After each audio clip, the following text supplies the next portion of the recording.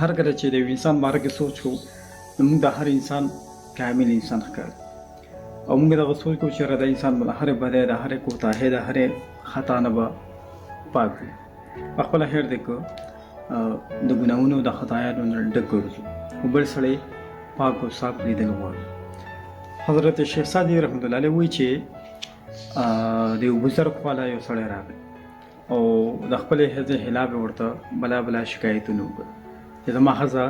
د هغې ژبه اوږده ده، هغه بد مزاجه ده، بد اخلاقه ده او د هغې د دغې بد مزاجۍ د وجې نه زما ژوند چې کوم دی نو هغه ګران شوی دی، مشکلاتو نه ډک شوی دی. نو چې دغه بزرګ کله دا خبره واورېده نو بیا ورته وویل چې ټیک ده د دغې کوتاهو له وجې نه د دغې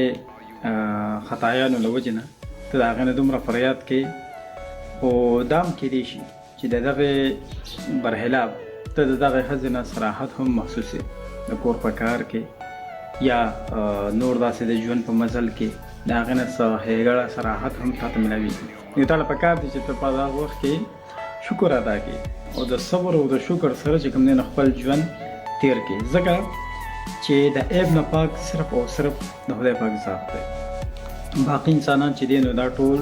د عیبه ډک دي. نو موږ له پکار دی وایي چې د صبر او د شکر سره ژوند تیر کړو ځکه چې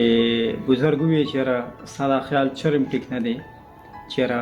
ژوند چې دی نو دا د مشکلاتو د خطا د ګناه او د غم د مصیبت د تکلیف نه پاک دی. ژوند د غم د خوشحالۍ د خطا د ګناه د امن او د دې ټولو څیزونو مجموعه ده بلکې موږ له دا نه دي کول پکار چې ژوند به صرف خوشحالي ده او به صرف راحت دی صرف سکون دی او دا بلکې ژوند د دې ټولو څیزونو مجموعه ده او چې کله مجموعه شوه نو بیا هر یو انسان ته د کامل انسان په نظر باندې کتل نه دي پکار. مهرباني.